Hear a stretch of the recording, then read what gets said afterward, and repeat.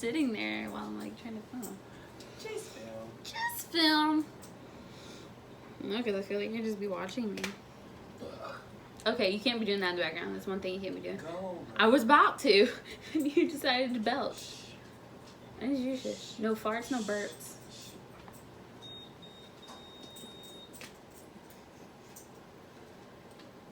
Is that like the dun dun beep?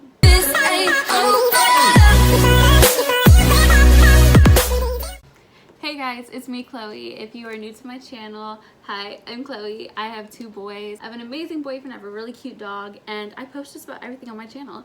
So y'all should stay tuned, definitely subscribe, definitely give this video a like. Comment what videos you'd like to see from me in the future, and if you have any questions, just let me know. So in today's video, we are going to talk about tips, tricks, and hacks about when you're pregnant, in labor, delivery, and after you have the baby, and just parenting in general. I know they really helped me out. I wish I would have known at least some of these when I was having my first baby. So if you want to know these tips, just stay tuned. Okay, number 1 is mainly focused towards my younger moms, and it's keep communication open with your parents and very early on in your pregnancy. I feel like a lot of teenagers will try to hide their pregnancy for as kind of long as they can, but it's very, very important to let your parents know, especially your mother. I feel like she can help you out the most with just making sure you get your prenatal care to where you take care of yourself. And I feel like the earlier you tell your parents, the quicker they can enjoy the pregnancy with you, and then your pregnancy wouldn't be as stressful. So that would be my tip number 1. Tip number 2, stay in school. There is no reason to drop out, okay? I know a lot of people have financial situations they get into, but I promise staying in school will benefit you so much in the future, and you will gain so much from it.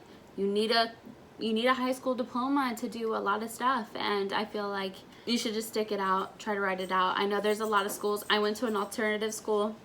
It's basically a school that had like DAP, which is like where the bad kids go to school, but it's an accelerated school. They'll help you out. You can graduate a lot earlier than what you normally would. Check those out, see if you have any in the area, and if so, look into those.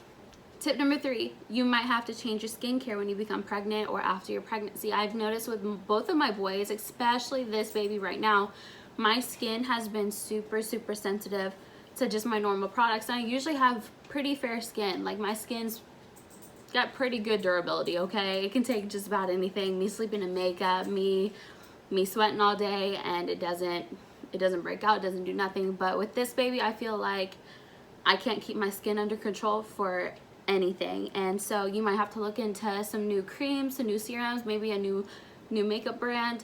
I don't know, you just have to play around and see what works, but look for things that are more sensitive for skin and just see what works with your body. Also find some good creams for your belly, because your belly will be stretching, it will be changing, your whole body's gonna be moving, girl. So just look for stuff that could kind of help aid with the stretch marks and just take care of your skin while you are pregnant.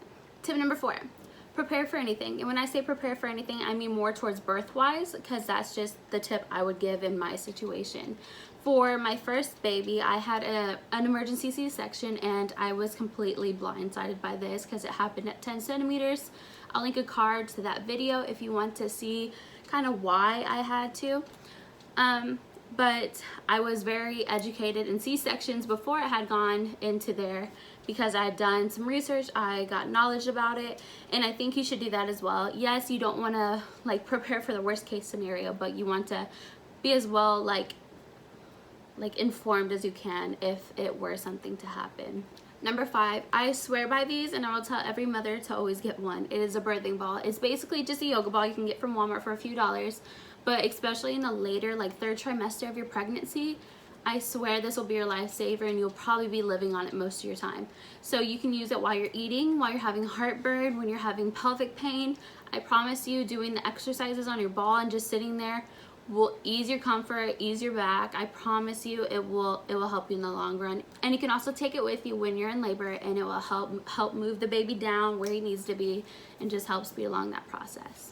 Okay, tip number 6. So check into parenting classes and birthing classes. Parenting classes, I know some hospitals will provide them. I know some schools will provide them. At the accelerated school I attended, they actually made it mandatory for any girl who was there, because she was expecting, had to go into a parenting class. And I was thankful for it. I pretty much knew quite a bit of what they told me, but I mean, you can learn You can learn so much from a parenting class, even if you are already a mom, and just try it out. See if you learn any more new information.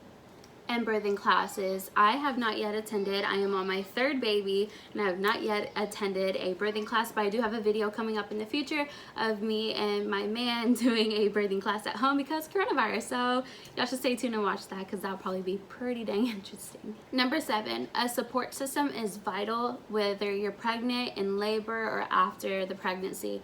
During your pregnancy, I mean, you want a support system, you need a healthy support system of that because you'll be going through a lot of changes, and especially your man, you just need somebody to help you because it gets a little tough towards the end. But during labor, you definitely need someone with a strong backbone who can really hold you through and through and help you get that baby out because, girl, it gets tough, okay? And then especially afterwards, I would say too, because it's gonna be tough being a new mommy if you are a new mommy, or even if you have 2 babies. I mean, if you have a toddler and then you're having a new baby, it's gonna be chaotic, it's gonna be hectic, and you may need some help sometimes. So a support system is very vital.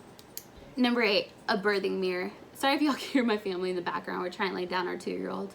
But number 8 is a birthing mirror. These are the mirrors you see in the hospitals, in the birthing rooms. They're really tall, and I swear by these now.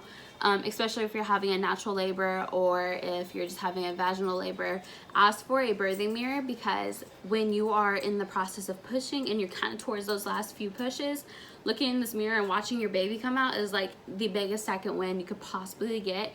And I promise, I swear by these, and as soon as you have a birthing mirror and you're trying to push your baby out, you'll see exactly what I'm talking about. Make sure you tell them about like assistance and help and WIC. I have that, baby.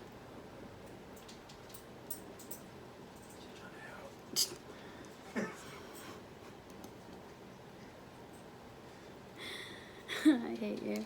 Tip number 9, hacks to an easier labor. Okay, these I swear by. I've used them with both, and I think you'd like it. Actually, I didn't use one of the little tips in there, but I'm going to this one. Just hear me out. So, of course, you want to walk. You want to walk this baby out, work that baby down. It'll help with the pain, it'll help with the pressure, and it'll help just with the timing. I mean, you're going to be there for a minute, so just walk it off. Try to speed up the process. A wet, cold washcloth. I promise you are sweating your balls off when you are in labor, and having a wet, cold washcloth on your head is super vital, okay? I promise it will help cool you down. I mentioned your birthing ball earlier. Bring it with you. Have your husband, your man, your mom, your daddy, somebody bring you your birthing ball, because you can sit on that though. If your water has broken, they'll put a little cover on it, and then you just sit there, work that baby down, work that baby into your pelvis, and I promise it'll just help with some of the pain. And then the most vital tip inside this tip is early labor at home. So your doctor will give you kind of a span of like, hey, come in at this many contractions at this time apart, or they'll kind of give you what they want you to look for and when to come in. Really use that time wisely and use that time for yourself and do it at home, because if you do it at the hospital, 1, they might turn you away, and 2, you will be so much more comfortable if you can just take a shower, chill at home, just take time for yourself. If you have little ones, just take the extra time to love on your little ones and just give them that little extra oomph right before you go in to have a new baby brother or sister for them. But that's what we're gonna be doing with this baby. I just feel like I hate sitting at the hospital laboring for as long as I have with both of my children, and I could just be at home in the shower or the bath or just chilling, you know? So think of those, see if you want to do them. They help me. Number 10, I would say, is one of my most important ones, but my most TMI ones, okay? It is go boo-boo before you have this baby, okay? So if you get in the hospital and they're like, yep, you're gonna deliver soon, blah, blah, blah, take your booty to the bathroom and try to boo-boo, because you will either boo-boo when you're trying to deliver, I did it with Ajayi, or you will boo-boo after you've had a C-section or a vaginal birth. And I promise you, honey, it will be terrifying, okay? Especially after a C-section. So try to go boo-boo before, because just trust me on this, okay? Just try. Number 11 would be set a birthing plan. And a birthing plan is basically how you'd like your birth to go. Of course, things may come up, things may have to get altered or switched around just because of some of the issues or the things going on at that time. I know coronavirus has thrown a lot of women's birthing plans off, but if you are able to at a later date, able to make your like dream birthing plan, go for it. And then the doctors and your support team, which I mentioned earlier, will help you stick to it. But also inside the birthing plan, designate jobs for these support people. So like me, I'm gonna have Tristan, which is my baby's daddy, and then I'm gonna have his mother and my mother in the room. Each one of them are gonna have a job. Tristan, he's my backbone. Just as he was a Jai, Tristan was not allowed to leave my side 1 second if I was contracting. So if this poor guy had to go to the restroom, if he was hungry, if he needed to sit down for a second, he could only do that between the spans of my contractions. And that is what you really need a good support system for, whether you find that in your baby's father or you find that in your mom, whoever. Just have a very good support system for you. But as I said with the cold washcloth, that would probably be one of our mother's jobs, to make sure I was getting my washcloth, or just anything else you may need. And just really think about what you want, how you want the room set up. If you want epidural, no epidural, put that in your birthing plan, because they can help make sure no one brings up epidural, because as soon as that comes up, you may be like, oh yeah, I may need it. But they're really there to support you and what you want, so make sure that's clear in your birthing plan. Number 12, try to avoid induction. If you have to for some reason because your doctor deems it necessary, go for it. But if you can just do it because you want to do it, don't do it, honey, because they give you all these medications. Your baby doesn't really like it. Your body doesn't really like it. You don't really need it. I mean, unless you absolutely, like your doctor says, like, we have to induce you. Try not to, mama, because it leads to a higher risk in C-section. It leads to more risk during your labor. I mean, I just have a nasty taste with it, because I did have an induction with my first son at 39 weeks, and I would advise not to do it. Tip number 13 would make your environment comfortable, whether that's at home, if you're doing a home delivery, or at the hospital. Have the lights turned down, have your favorite songs playing, have something on the TV that you enjoy. Bring your baby's lovey with you while you're laboring, or have your favorite blanket or your pillow, or have something in there that really calms you down and puts you in a nice mind space, a good just little area to be in, and it'll help make your labor a little bit easier. Number 14, movies will show you this, but sometimes it doesn't actually happen in real life. Ask one of your support people and have that in their birthing plan to count for you when you're pushing. You'll see people going 1 to 10 and pushing, and that doesn't always happen, but I find that it's good to have, and I don't want to do it while I'm pushing, okay? I want somebody there 1, 2, 3, all the way to 10, so I can focus on what I need to focus on, and I can have other people kind of taking that other stuff for me, you know? Number 15, ask for help if you need it, whether it's when you're pregnant, whether it's during labor, whether it's after you have the baby, because after you have the baby, you're going to be in a kind of tough situation, especially if you're a new mom. It's all gonna be brand new. If you need help, just ask for it, and I know your support people or system or whatever you have is gonna be very happy to help. Number 16, not all people will need this, but I'm just gonna let you know because some mothers don't know about it, but look into what your state has for help, as in Medicaid, food stamps, or WIC. Medicaid will help pay for your whole pregnancy. They may ask you, oh hey, you have to go to these classes, or you have to meet these requirements and stuff, but they'll pay for your whole pregnancy, your labor, and then they'll actually cover your baby up to 5 years. At least in the states I've been in, they'll cover your babies up to 5 years in health insurance, and that's great if you actually need it. And then also food stamps will also help feed you and your child. They'll give you an amount monthly based on how much you make, based on your home type, whatever, and they will actually give you money to go out and get yourselves food. WIC is almost the same, but WIC is more for health, so they will give you a voucher of things you are able to buy, and it'll be like breads, milks, but peanut butter. It's more of like the healthier essentials. But also once you have the baby, they will supply them, like supply you vouchers for formula, or if you're breastfeeding, they will take about a month, and then they will give you a breast pump so you can make that it's a little easier on you and you don't have such crazy expenses. So y'all should look into that if money's tight or you're not in a very good situation but still need to like make ends meet, make sure y'all get fed and taken care of. Number 17 is for my younger moms, but also if there's older women watching this, you could use it too. But for younger moms, a lot of moms and a lot of people will have opinions on us younger moms breastfeeding. I know when I was 16 and I had a lady ask me if I was going to breastfeed, and I said, yes, of course, I'm gonna try at least. And she gave me a nasty look and said, babies aren't meant to breastfeed babies. Well, yeah, I'm young, I'm not really meant to have a baby, but I'm having a baby and I'm gonna feed them the best thing I can feed them. So don't let all these Karens tell you that you can't breastfeed your baby because you're a baby yourself. No, you're a mother, just like every other lady who's having babies is. God gave you the ability to birth a child. God gave you the ability for you to make milk for your child. So if you want to breastfeed, don't feel bad because you're young. Don't feel judged. Don't feel any type of way because you are feeding your child naturally how God made it to be, okay? Don't let your age dictate how you're gonna mother, okay? Okay, so 18 kind of goes hand in hand with 17.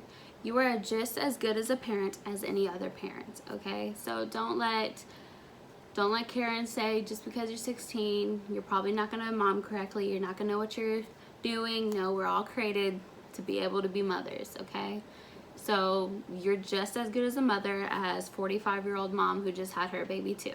Don't let your age dictate how you mother or you father, how you parent. You're just as good. So don't let that be a dog towards you. Okay guys, number 19. This is for kind of younger moms in a rocky situation when they get pregnant. For me, when I got pregnant at 16, I knew I was in a relationship that was probably gonna bite the dust, honestly. And we had a lot of toxic, like, just things in our relationship, and I knew, like, this is gonna turn out bad.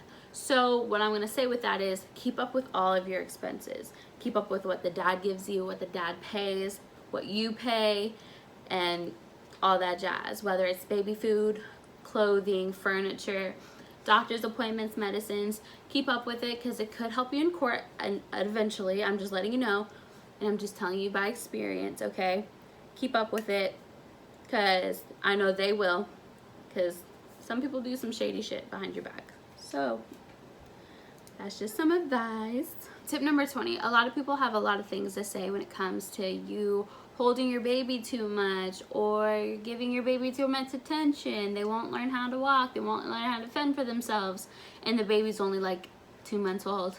You can't spoil your hold them. They'll only be that little for so long. So give your baby all the attention they deserve. Give them all the attention they need. And don't let people say otherwise. Number 21. When you become pregnant, at whatever age you're at, some people will give you advice. Some of it will be good.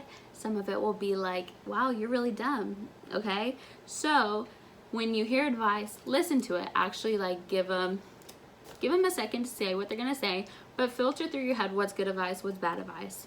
Some moms will give you just out of whack advice, like, girl, I don't know, I've been told so much stupid advice that I'm like, wow, so that's what's wrong with your kid. No, not really, but some advice is really whack. Just, okay, thanks for the advice, not gonna use that one, okay? So just filter through advice. Number 22 also comes, I've learned this in my past with my first pregnancy. Don't let people overstep. People will overstep because they think you are too young. They think you are not mature enough, or that they could help you and do things better, but they're wrong. You are the best mom to your child and the best mom your child will ever have. So if somebody starts overstepping, what I mean overstepping by is not listening to your wishes of your child. They're kind of acting like this baby's kind of their own in a sense. Stop that. Tell them, you can tell them nicely, you can tell them firmly, you can tell them however you want, but tell them to pretty much back off. You're doing too much, basically. Say it in your own words, say it how you want, but watch, especially if you're young, people will definitely try to overstep, and I wish I could go back and tell myself, this is the one I would tell. 1000%, if I can only tell myself one thing, is don't let people overstep, because they will in a heartbeat. So just keep that in mind. Number 23, this is really good for any mom, but make sure there's a healthy home, healthy mom, healthy dad, healthy just a healthy environment for this baby. You need a clean, healthy, stable home, not people coming in all the time, partying, doing crazy stuff. The baby needs stability, needs quiet, needs a schedule, and needs a mom that's able to be there completely mentally, physically, and emotionally for her child. So if you're in a very toxic, unhealthy relationship, maybe think about that. If you're in a toxic, unhealthy habit, maybe think about it, get some help for it. But the baby really needs a reliable home, need a reliable mom, and a reliable dad. So just try to work that out. Try to make this environment and your home as safe and as healthy as you can for this child to grow. 24. I know me and Tristan have heard this 1,000 times, and it's quite annoying, honestly. But you do not have to get married because you have a child. It is not a necessity. It is not important. It is not... And it's probably one of the worst reasons you can get married for. 1,000 people came up to us, oh, well, now because you're having a baby, especially when the second baby popped up. Oh, now that y'all are on your second baby, y'all should definitely get married. Marriage is not going to do anything for y'all. Me and Tristan have our guidelines, what we want in life, what we want to do, and how we want to live the rest of our life already planned. We know we want to get married once we're financially stable, once we have a home, once we can actually have a wedding that we would be proud of inviting our families to. We don't just want a court wedding just cause. I mean, right now the only beneficial thing is it would change my last name because I hate my last name, but right now that's the only factor we would gain, and actually with all the support we're getting, it might hurt us in the end. So I'm just saying, you don't have to get married because you're having a baby, and don't feel obligated to get married because you're having a baby. Do it in your right time, do it with the right person. Just know what's good for you. Last tip, number 25. Do not forget self-love and self-care when you become a mother, because when you become a mother, you're cooking for your family, you're fending for your family, you're doing a lot for your family, and you oftentimes forget to take care of yourself, whether it's skincare, whether it's your own little meditation time. Just really take time for yourself. Don't forget you. Don't lose yourself. Still take care of yourself, love yourself, and that's pretty much the only last tip I have to give. I feel like these tips have helped me in the long run and are still helping me and will continue to help me as I mother my children and as I keep having babies, because apparently I'm really good at that. But I hope y'all got at least one tip that y'all could take with you into motherhood or whatever you're deciding to do, if they help you with anything else. But I love you guys. Thank you for watching, and I will see you later. Bye.